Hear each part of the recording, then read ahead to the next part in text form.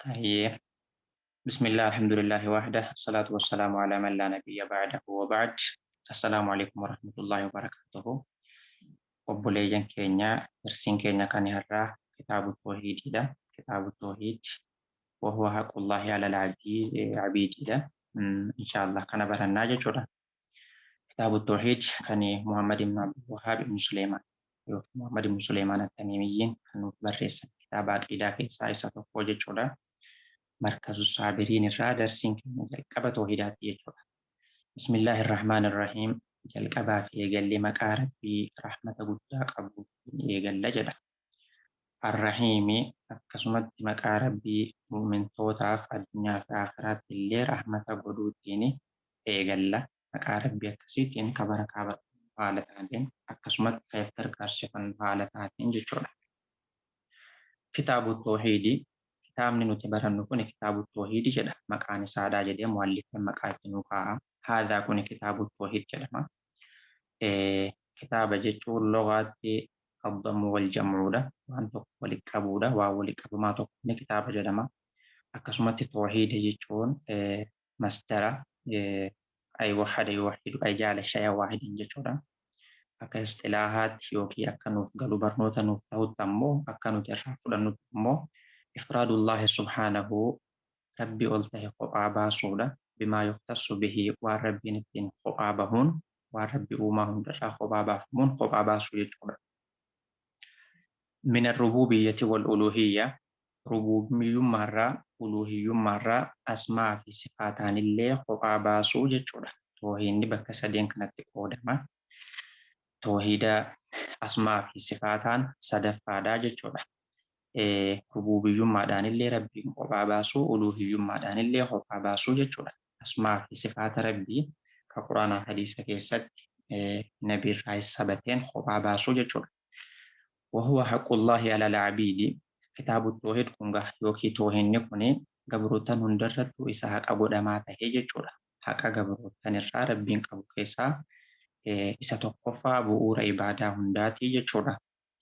وقول الله تعالى باب تفسير قول الله تعالى باب تفسير جتش ربي دبنا جل توحيدك نفيس وما خلقت الجن والإنس إلا ليعبدون أنا جن اللي هن أومنه والإنس إنس اللي هن أومنه إلا ليعبدون أكنا جبرني ملجل أك عبادة أنا قفاف قدني ملي وما هندر قفات أكنا جبرني ملجني في إنس اللي وان براتي هن أومنه جل وقوله أكسمت باب تفسير جتش ربي والتهيتي ولقد بعثنا في كل أمة رسولا أن يعبدوا الله واجتنبوا الطاغوت ولقد لقمت بعثنا هنركينه في كل أمة مركيست أمة هندتو هنركينه رسول إرجينه جل نبي جوتا جتشو مال إرجينه أن يعبدوا الله واجتنبوا الطاغوت ربي غبرا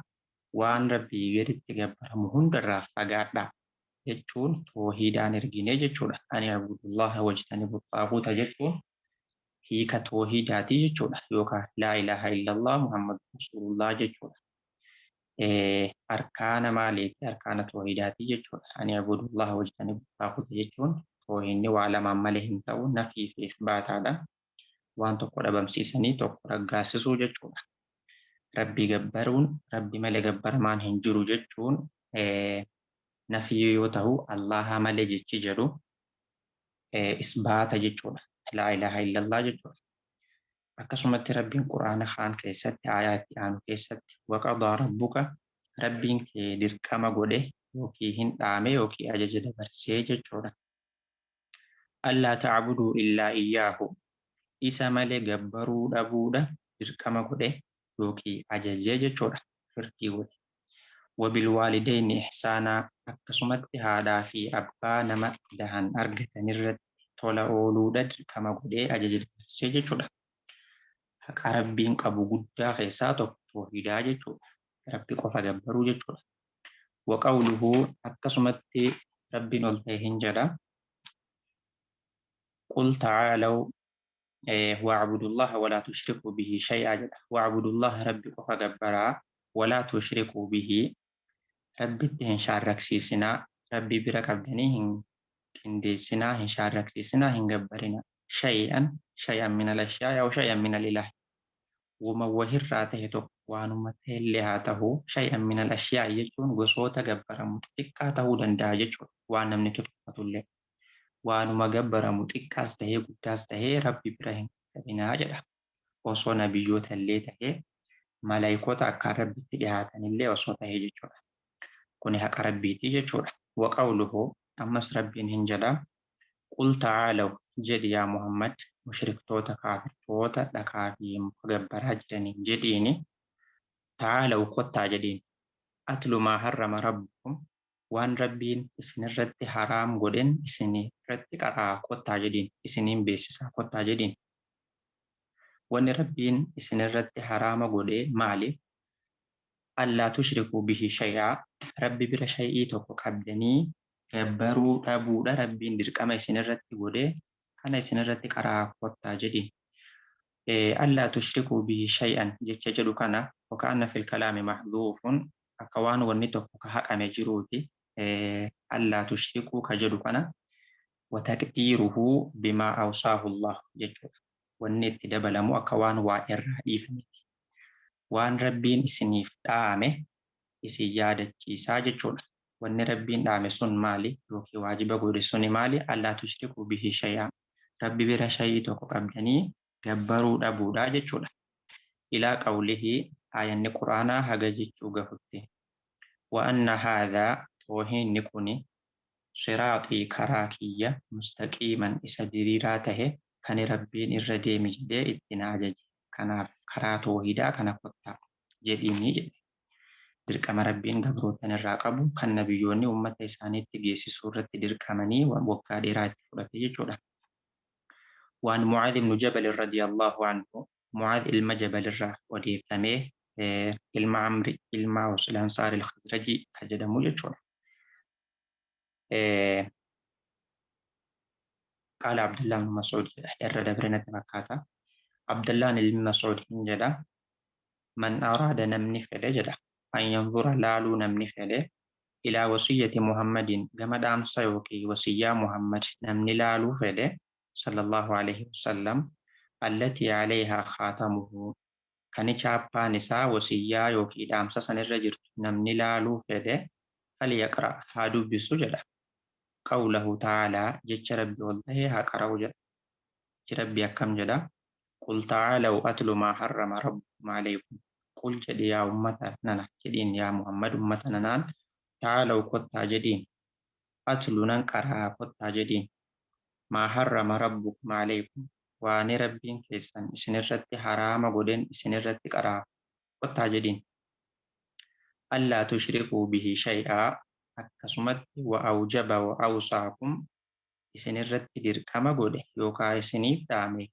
ألا تشركوا به شيئا رب بر شيء توكو قبدني جبرو دابودا إسنرت دركما قد يوكي إسنيف دامي قطع كنان إسنيف ما جدي يامي همي في جد إلى قوله هججت جهد آية القرآن جج وأن هذا صراط مستقيما توهين كن دين الإسلام كن صراط أيوكي داندي كجلا كان ربين إرديم جدي إرنكاه داندي ديرا ججنا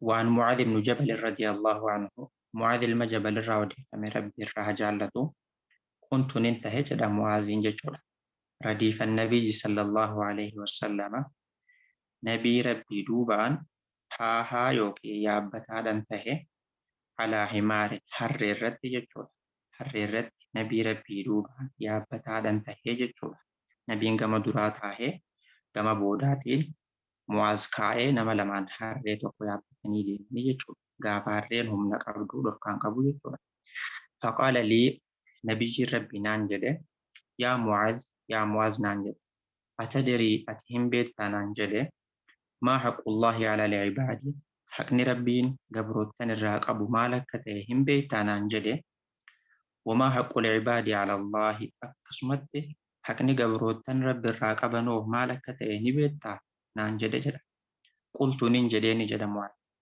الله ورسوله أعلم الله ما فيه إرقما الله تبيك ملي أنهم بيكم جدين جده قال كست نبين جده haqqullaahi ala al-cibaadi haqni rabbiin gabroottan irraa qabu an yacbuduuhu gabroottan isa gabbaruudha jedha. Makluuqan hundinuu isa gabbaruudha jedha haqni rabbiin gabroottan irraa qabu jechuudha. Walaa yushrikuu bihi shay'aa isa bira shay'ii tokko qabanii qindeessanii gabbaruu dhabuudha jedha. Haqni Allahan gabroottan irraa qabu jechuudha. وحق العباد على الله akkasumatti haqni gabroottan rabbi irraa qaban allaa yu'adhiba Allahan qixaaxuu dhabuudha jedha.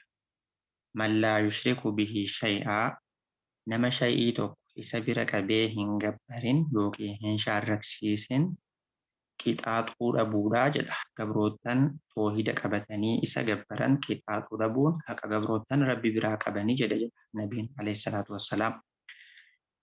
Qultu nan jedha Mu'aaz yaa Rasuulallah yaa ergamaa Allaha afalaa ubashiru naasa gammadee sa eega dubbiin akkana tahe an deemee ummataaf himee ummata hin gammachiisuun jedheeni jedha. Qaala nabiin ni jedhe laa tubashirhum isaan hin gammachiisin hin himineef dhoysi akkanumatti usinaan jedha.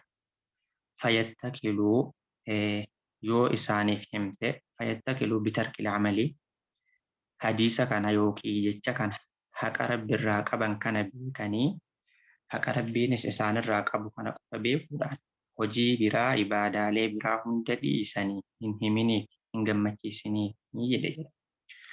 Akhrajaahu sahihayni hadiisni sahiha lameen keessatti odeeffame yookiin gabaafame jechuudha. Bukaarii Muslimiitu gabaasee jechuudha. Hadiisni sahiha. Kanaaf ibaadaan eega rabbiin ibaadaaf nama uume dirqama rabbiin haqa rabbiin gabroottan isaarraa qabu irra guddaa waan rabbiin diin keessatti ajajee keessaa isa tokko jechuudha. Maali inni toohidaa jechuudha. Akkas shahaadaa duraa keessatti kan argamu islaamummaan namaa isaan malee kan hin guutamne. Inni tokko islaama jedhamuu kan hin danda'amne jechuudha. Awwala arkaana islaamaati toohinni jechuudha. Kanaaf warra rabbi tokkichoomsu rabbi nu haa godhu. Haqa rabbiin nurraa qabullee warra guuttatee haqa ifiillee jannata argatu rabbi nu haa godhu. Rabbiin rahmata qabeessa abadan zulmii ofirratti haraama godhe rabbiin nama khayrii hojjete duraa hin balleessu jechuudha. Yoo sharrii hojjetatanii yookaan shirkii hojjetan osoo nabiyyoota illee ta'anii lain ashrakta la yahbatanna amaluka jedha jechuudha. Hojiin gabroottanii illee hundi baduu danda'a jechuudha. Kanaaf shirkii fi toohida warra addaan baafatee toohida qabatee shirkii irraa fagaatu rabbi nu haa godhu. Egaa darsiin keenya kanarraa kitaaba toohii jalqabarraa asirratti xumurama halaqaa itti aanu bal'inaan walitti dachaana. جزاكم الله خيرا وآخر دعوانا أن الحمد لله رب العالمين والسلام عليكم ورحمة الله وبركاته.